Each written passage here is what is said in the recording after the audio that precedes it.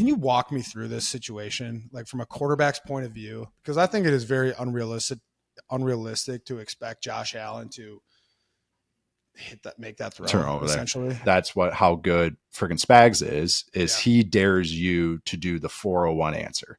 Not only just the 101 install, not only the 201, it's like, no, it's like really like, okay, if we're wrong here, we're fucked. Yeah. But if we're right, we block it up when we're about to gash you. Thanks to BetMGM and all you football fans, I want you to picture something. You bet your favorite player's first touchdown score, but he throws a block to send a teammate into the end zone. And you lose your bet, right? Wrong! With BetMGM's second chance promotion, you'll get your stake back if your first TD scores second. Bet on any pro football player to score the first TD of the game. If you're right, you win. If your player scores second, you get your stake back in cash. Keep that in mind next time you throw in a first TD score. Bet with BetMGM. Happy hunting.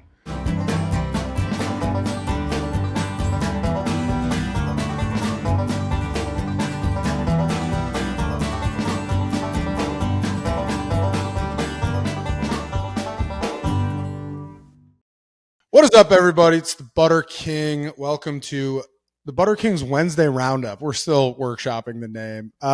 Today, I am joined by my former Badger teammate, fellow Minnesotan, employee of Yahoo, and the host of Football 301, Nate Tice. Nate, thank you for joining us. Yeah, very excited. I like the Butter Boys. Butter Boys. Butter Boys weekly roundup was a good one that your producer threw in right in the green room. But no, thanks for having me. Very excited to be here. Yeah, man, it's always good to catch up. You're a fellow Butter Boy now too. If you come on the show, you earn Butter Boy status. I like that. Appreciate it. Did I ever tell you that I got up? I may have saw you when I was with the Falcons and I was living alone and eating a lot of Chick-fil-A and working long hours. I got up to like 268. Wow. And how I knew I needed to lose weight. Moving to California helped. How I knew I needed to lose weight was people stopped asking if I was a quarterback, maybe receiver, maybe tight end. And they go, so were you tackle? Wow. And that's when I was like, oh, yeah, that's hurtful. We got to start dropping the weight here. Yeah, I go the other way. People are always like, oh, what were you, a linebacker? And I'm like, Jesus, like you're not helping my body dysmorphia with that. Do you weigh more now or when you were a freshman in high school?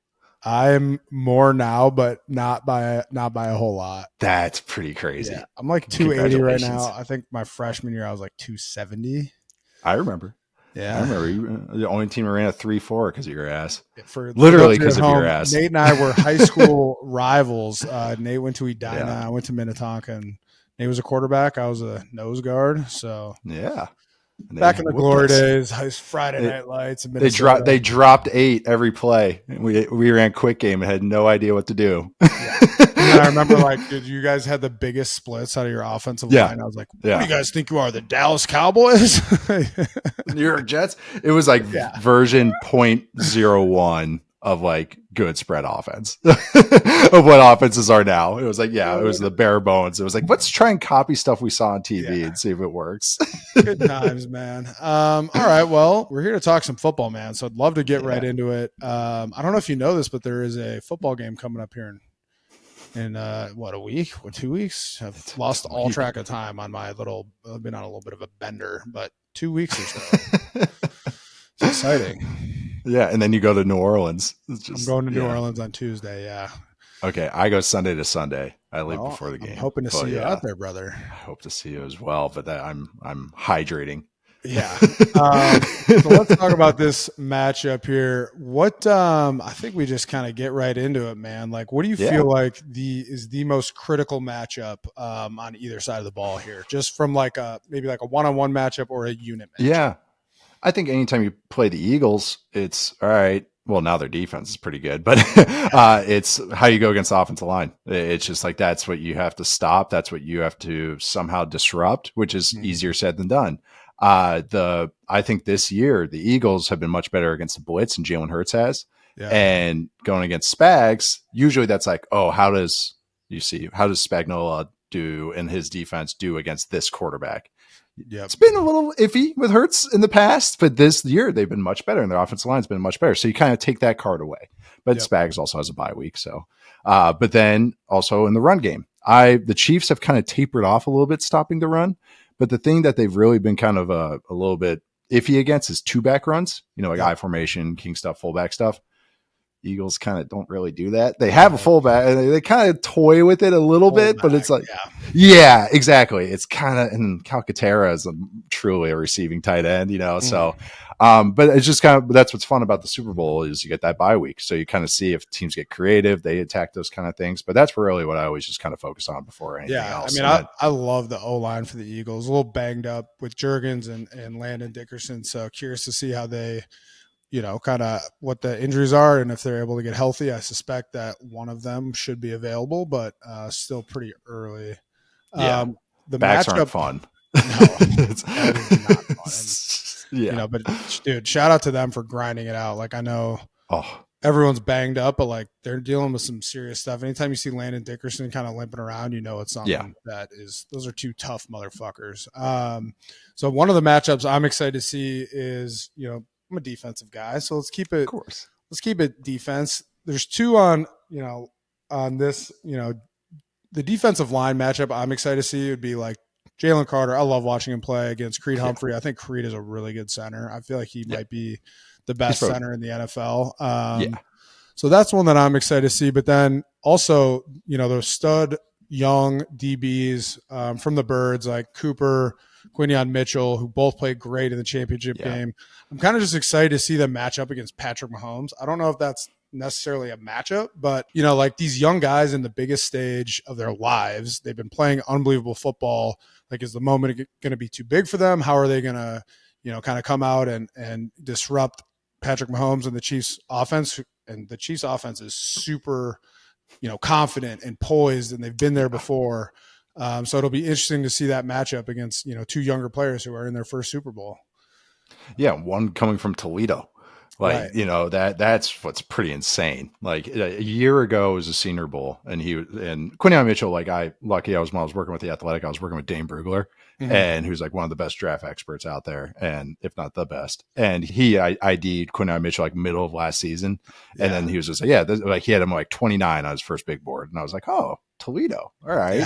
And he just kept rising, and here he is in the freaking Super Bowl. And I thought he played so well, and they tackle, and that's another thing as a defensive guy I'm sure you love is both of these defenses tackle really well, which is kind of right. One is a little more freewheeling in the Chiefs, and then Fangio's is just like static, slow rotating. Okay, it's just what you're going to get, but everyone just tackles and plays the fundamentals really well. I hate to be corny, but they do, and I think that's what's pretty cool. We love fundamentals, man. It's it's the building block of good football. I had a stat about this. This is great radio. If I can find it, but I got a good stat for you while you're looking for that. If you're ready, perfect. So we talked about Vic Fangio and his defense and how those young guys are balling in that defense. Fangio's faced Patrick Mahomes 8 times, so 6 with Denver, 2 with Miami, and he's 0-8 against Pat Mahomes, who has 10 touchdowns and 2 interceptions across those games. So that's another very interesting matchup. That is one. Yeah. That's the thing with this is a really talented unit. Like when he was in Denver, he had Surtain and like, that's it. And, some other guys got there like later on, but it was just kind of, this is such a talented unit, but, here it was. So Yak, yards after catch, over expected. Nice little next gen stats, nerd stat here. The team that's best, number 1, as far as preventing this, Chiefs. Team that's number 2, Eagles. And I just thought that was pretty cool. Like they just don't. So we think of explosive plays as just like bombs, but it's also tackling, which is kind of ironic with the Terry McLaurin touchdown last week. But I swear the Eagles are good tacklers. I swear they are. But it's just I love this type of ball. It's just like it's nothing wonky or bad ball, if that makes sense. It's like it's all pretty sound, and I think that's what's kind of cool when I watch a matchup like this. And that's what you expect to see in the playoffs. And there was some, some bad ball in the playoffs at certain points, especially in the wild card round. But like, talk about tackling, dude. The Commanders did not tackle Saquon Barkley very well. Like that first touch he had, it's like, don't get me wrong, great play by him, and I think he's a offensive MVP. The MVP. But it's also like, let's call a spade. Not the best tackling by the Commanders defense. No, I think they had a triple headshot there, one of the I think blocks. it So it was like, or it was like one of the yeah, maybe AJ Brown on the edge, and yeah, see Bobby Wagner. used him as a battering ram. Yeah, exactly. Got his feet a little tangled up. No, I think this is just, it's also just a cool. The Chiefs are just such a weird team, like in the sense of like they can kind of, I don't want to say coast during the regular season, but they can kind of just work on things. Like they really can. Like, and it's kind of like this year was their offense didn't feel real until the Rashee Rice injury everyone kind of forgets. Right. But it's just kind of, I don't say forgets, but it's kind of, Rashee Rice was really ascending like into like star level. And DeAndre Hopkins comes in. Okay. He helps Xavier Worthy move around. So they were trying that around because Xavier Worthy on the ball is not great. And then Hollywood Brown comes back. Yeah. And then now it's like, okay, this offense feels more real, or at least this version of it. Form. Yeah. And it's like, is it Optimus Prime and something awesome? No, but it still is good. It's still very good. And it still has Patrick Mahomes and a pretty good offensive line, at least in the interior. Yeah. And I mean, speaking of the Chiefs offensive line, we gave the Eagles offensive line some flowers, but like a guy who I think deserves a lot of love for the Chiefs is Joe Thuney. I played with him in New England. Like the fact that he's kicking out there to left tackle, just to shore up the offensive line that's had problems. Like he's a great guard. It's not easy to slide out there. It's like, oh, just go play left tackle. It's like that's not a normal thing, No. So I want to make sure that he gets love just for his versatility. Just his willingness to do whatever it takes to get the team some wins. And then also, like, I think this is going to be his 6th Super Bowl, I think. I got to look that up, but I think it's crazy. So I want to give him some love. Yeah. I think my dad went 0-6 in AFC and NFC championship games. Like, just couldn't even get to one. Yeah. But you have that stat ready to go anytime he needs to. Always, because I can't I always want to remind him because I thought I'd get there once and now I'm in media. Yeah.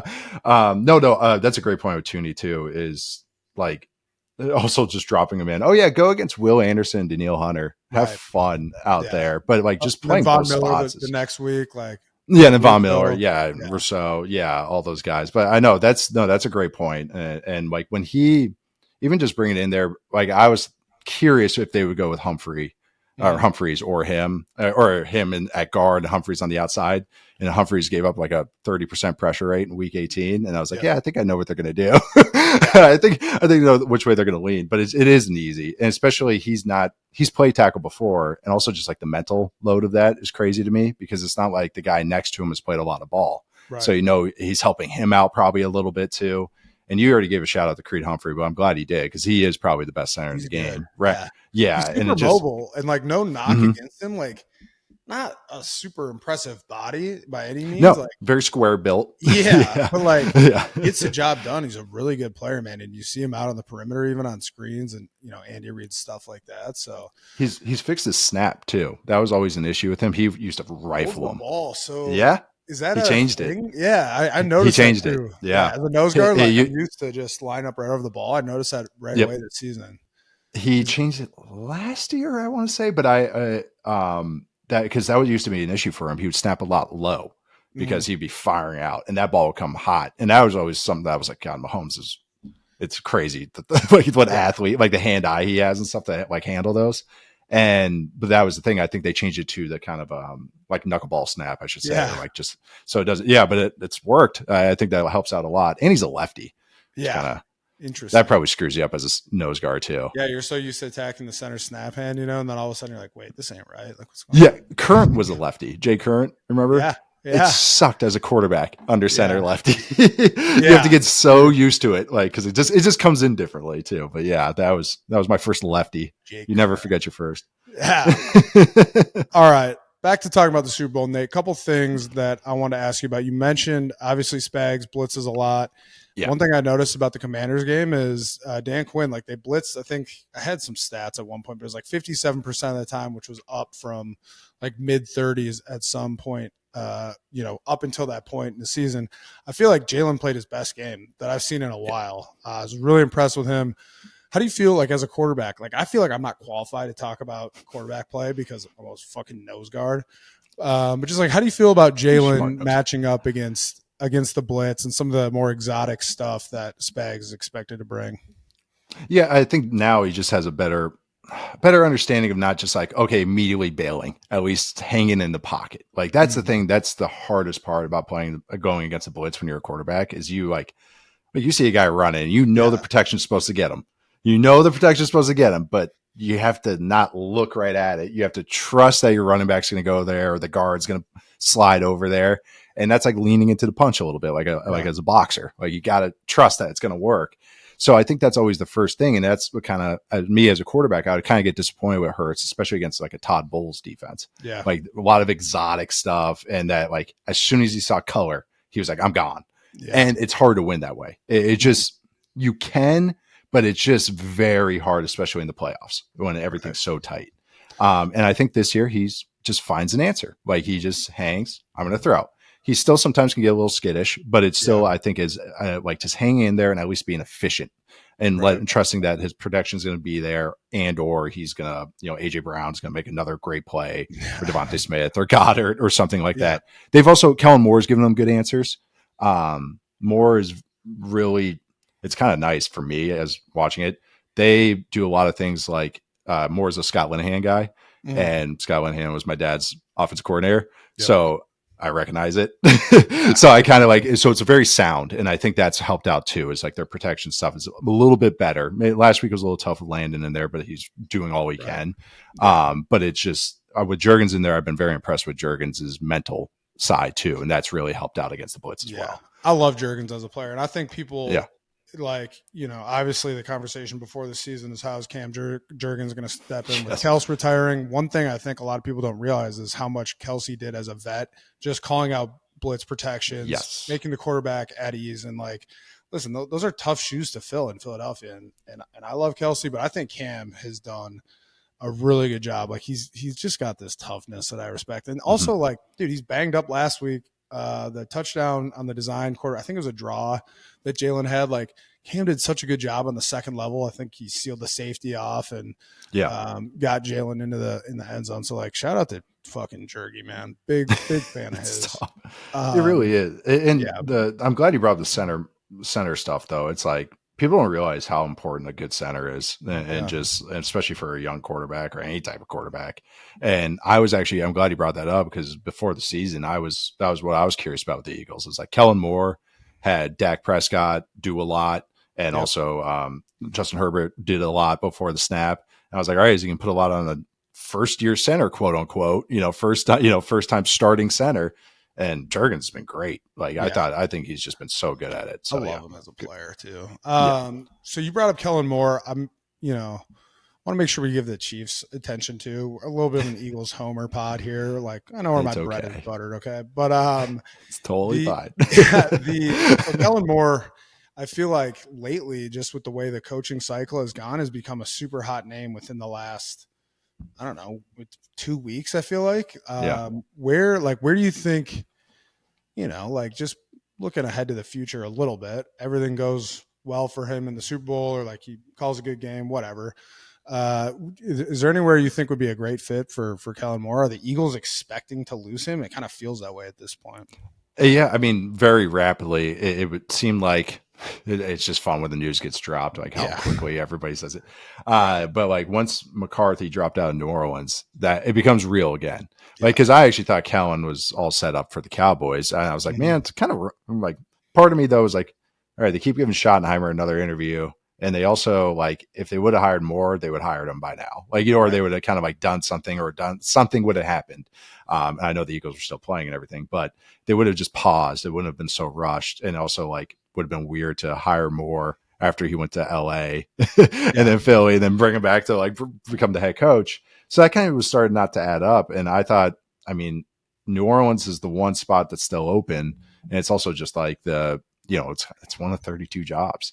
Like, is it the most pristine and ideal job? No, because it's in cap hell and they have so much stuff to figure out. But it's like, it's one of 32. And if you do a decent job, you'll get some time and you can maybe turn it around. And so I think, that's the one spot that's open and it makes sense, I think, as far as for him and just where they're at as well. Yeah.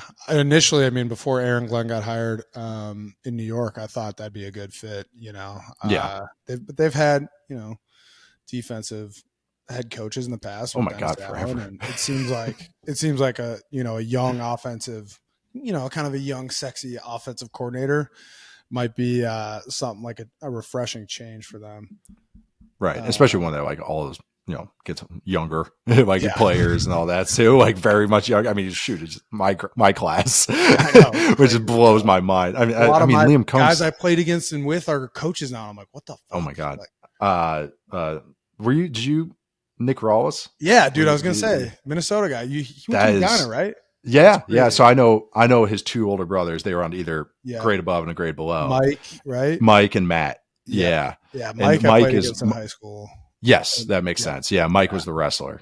Yeah, great dude. But no, that it's just so funny. Like he's like Nick, yeah, and he's a defensive coordinator. Like, bro, I had to go look up his age. I was like, is this fucking guy younger than me? Like, what the fuck am I doing in my life? Youngest play caller in the league. Yeah, I've heard crazy. Yeah, heard great things about him because he was in Philly. The Cards defense the second half of the year too really picked up. So they didn't have a huge name guy. You know what I mean? No, besides Buda Baker. Buda Baker, who they try to use everywhere, like they had him running everywhere. They're like I'm pretty optimistic about them where they're going to be next year. Like they're a pretty good team. They're frisky. Yeah. Okay. Before we move on from Super Bowl talk, just this is kind of I'm throwing this at you, so you can take a moment to think about it if you want. But I was wondering if you could, these are two pretty star-studded teams. Mm-hmm. I like to give guys shout outs who play really well that maybe aren't super household names. So like, I was wondering if you could just pick a guy, offense, defense from each team that you really like. I already talked about Cam Jurgens offensively for the Eagles, so I'll go with him. Yeah. Defensively, let's keep it in the front seven. I think Milton Williams has had a really good year. Yeah, that's playing really well. One. Yeah, he's a free agent. Had a really good year. I'm not sure whether or not the Birds will be able to retain him in free agency. We'll see. So those are two guys that I've been really impressed with. I was wondering if I could. Those are for the Eagles. I'll think about the Chiefs for a second, but if you got anyone, Milton Williams is a good one though because he among all D tackles, I tweeted this, but among all defensive tackles, he was second in pressure rate this year. Like so, that's a capital C contract year. Yeah, right there. He's about to get paid. Good. I'll give it. Yeah, he's such a good player. I really like him. So I would say for the Chiefs, Justin Reed is as a player I'm a big fan of. Just so smart and just such a good tackler. I thought the addition of him a few years ago was a big kind of like identity change for the Chiefs. Not to like bash the guy, but Tyrann Mathieu was the safety he replaced, and Mathieu, it can be indifferent to tackling. And I thought when Reed came in, that whole yak stat I brought up, he epitomizes kind of what they're about, being smart, versatile, all that. So Justin Reed is a guy I really like. And I mean, why not give a shout out to Lil Chanel? Dude, I was just about to say, go Badgers. Because I mean, him and Bond, I mean, both Badgers are guys that like teams are finding a role for these guys. They're kind of tweeners, and guys they're these smart defensive coordinators are finding ways to use them. Like Vaughn as like also, Van Ginkel, another one. I know it's like and which makes sense because how they were used to shoot even at Wisconsin. It makes total sense that now that his roles make sense. But it's been fun watching him because a lot of teams liked him and they tested out off the charts, and everyone's like, but where do you put him? So everyone was like, oh, the Patriots maybe wanted him. And then now the Chiefs and friggin' Spags weaponizes him totally. He took over in the Super Bowl last year. Shit, I got to think. Yeah, he had a great Super Bowl last year. Let me think. Nolan Smith has had a good year. Yeah, he has. He's been a lot better against the run. We wanted to give Burks, the backup for Nakobe Dean. A little forced fumble. He's been playing really well in the playoffs. That was another one. Let me give offensively for the Chiefs, Justin Watson. I played with him in Tampa. Dude that like plays the ass off on special teams. Yeah. He was kind of lost in always the on the field. Wide receiver shuffle of, Chris Godwin and Mike Evans and everyone down in Tampa, and that has just created such a great role for himself. I was like, wow, he's about to be in his fourth Super Bowl. Like, that's incredible. He is all reliable for them. Yeah. It's like he always is on the field because they couldn't trust any of the other receivers. Yeah. Obviously they were banged up at wide receiver at points during the year. And saw him, I think he caught a 2-point conversion last week, maybe. Or 2 weeks ago. Sometimes playoff. Yeah, I know. But all blends together. 4 Super Bowl, man. He's going for a 3-peat. Is incredible. And then defensively, Mike Dana has actually had a good playoffs. He played really well last week. Karlaftis obviously had 3 sacks in the divisional round, but I think Dana is like, dude, he's also like strapped. We give Dana. They got so many like 1-of-1 players. Like they're all like kind of, very uniquely built players. Like even Trent McDuffie is like unique. Like because he was a slot guy, and I always thought he'd just be a slot only guy. And then they bumped him back to the outside, and he's been good this year. Other than Mac Hollins weirdly getting him last week, which was still like a really weird score. But no, McDuffie is another guy. I mean, he's a star. He's an All-Pro and everything, but he's been really dynamite on the outside this year. That's gonna actually be a fun matchup because he'll face Brown and Devontae Moore. Yeah. And I think, dude, people sleep on Devontae. Like he's so good. Like I think he could be a 1 elsewhere. Like his toe tap catches. He had one in against the Commanders last week. It's just like he makes it look so easy. Yep. Yeah, he's such a fluid athlete. He's such a good route runner too. Like he's so just like I love him. He's one of my favorite like players in the league. And usually it's not the type of receiver I like. I like my like 210-pound guys. And but no, he's always watch him too is how quickly he can get north. Because even though he's not he's more of a gangly guy. Like when he catches like flats and stuff, how quickly he just gets north is always so fun to watch. Sorry, it's my little scouting nerd thing. No, I love it, man. I like football. I got a couple random things for you, and then we'll wrap. The first one is, so I was on Twitter. I've been fucking around on Twitter pretty heavy lately, but I saw there was so much criticism of Josh Allen on that last play, for not hitting that swing route or whatever the fuck it was. And I'm not a quarterback. And you talked about it earlier a little bit with pressure in your face, how hard it is to, like, it just seemed to me like can you walk me through this situation, like from a quarterback's point of view? Because I think it is very unrealistic to expect Josh Allen to make that throw turn over essentially. And also too is when you are usually replacing a blitz, you're throwing into the blitz. So that it's like a trap in basketball. You throw into where the guy's coming from. And so that is where your brain is kind of just set that way. Like you can rally to it if you can get space and everything. And Josh Allen is a great athlete. It's like, in a 1% world that he could find it. Yes, he is athletic enough to find it. But I think just that situation and also that's not the true hot throw because it was a mesh concept. And the hot throw on mesh is the crosser. So, but that's how good friggin' Spags is he dares you to do the 401 answer. Not only just the 101 install, not only the 201, it's like, no, it's like really like, okay, if we're wrong here, we're fucked. But if we're right, we block it up and we're about to gash you and it feels like he's a touchdown blitz for a critical moment. That's what he did. It's what Spags does, man. Think about how he blitzed the Niners in the Super Bowl previously. It's like as soon as he sees Kittle in the backfield, he blitzed them. It's like that's what he does, and he dares you to do that. And teams can catch him. The Bengals a few years ago in the AFC Championship game, in the second half, it was like a 3rd and 17. They blitz him, cover 0, and Burrow they block it up, and so Burrow just is able to hitch into it and launch it, and they gash him. And that's how those are the theories of beating the blitz is you throw it quick or you block it up and gash them. I'm of the belief of the second one. So it's harder, but it's the school of football I've come through. That's what Jeff Stoutland believes in. That is what we did at Wisconsin. That is what my dad believed in. That's the way I believe in it. You try to punish him for playing that aggressively, essentially. Yep. You appreciate that they try to heat you up, but it's gash or be gashed. And it's like you block it up and we launch it. So what they did was go to 5-man protection. We're going to get rid of the ball. Josh will find the answer. We'll run mesh that has quick answers and deep answers if he wants to find them. But they're going against Spags. So they know this stuff. All the guys dropped from the field into the hot answer. So even if he went left, the swing still would have been his quote unquote second hot answer, which is still that's hard. You don't have time to go over there, man. No. So to me, my brain goes because I just brought my like football dogma up is all right. If you're in a 5-man protection, how do you block this up? And all right, it's either you 4-man slide it to the right, which would still make the corner hot.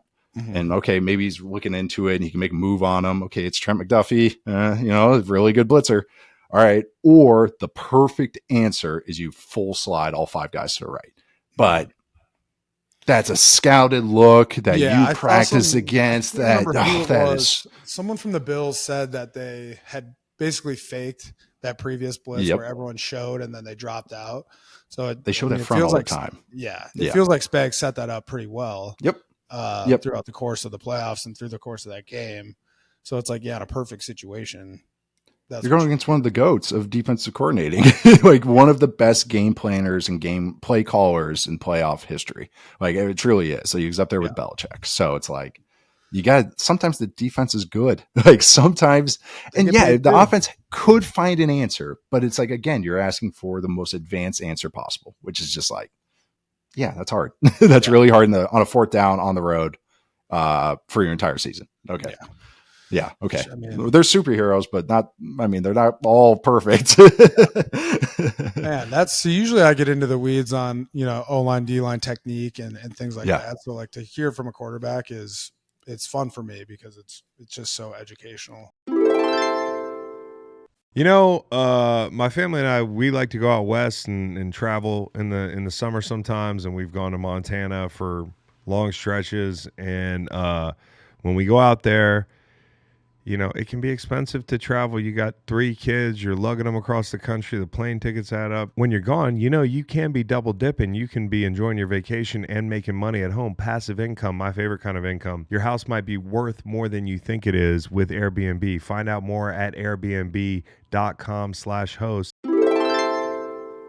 That's all I had. What do you got a Gatorade color? You got a beat on that? That's like the only Super Bowl bet that I like get boned up for. What are you leaning this year? I don't know, man. I'm just always go with the red for some reason. I was gonna say I always go like red or orange. Yeah, like that's kind of the classics, or lemon. So yellow. Purple is 2-time defending champ apparently. So that's Chiefs are a purple team.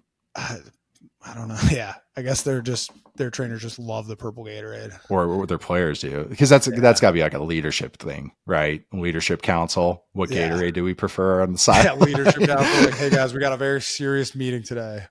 What color? Seriously, that's how it works. It's like, what color Gatorade do we have? This is a team issue. It's so funny. We played in the Super Bowl. I didn't realize how big of a thing it was, and I had people texting me about it, like, "Hey, pregame, let me know like what Gatorade they're rocking out there." I'm like, "What the fuck is this person talking about?" And now, like years later, it's like kind of a fun. Another one was when they would mic check the anthem. Oh yeah. So people are there early. Media's there early, right? Yeah. So there's a whole bunch of people, and there's people near me that like they with their phone. And they're like, okay. And they're telling people and like, da-da-da.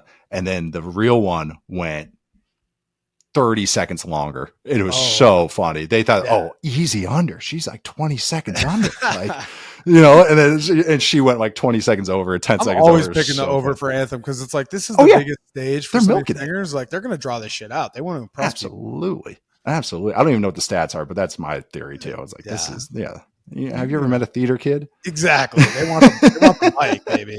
They're not giving that thing up for nobody. Nope. All right. Here we are on a podcast. Hey, we're gonna wrap. 20 minutes, 35 minutes later.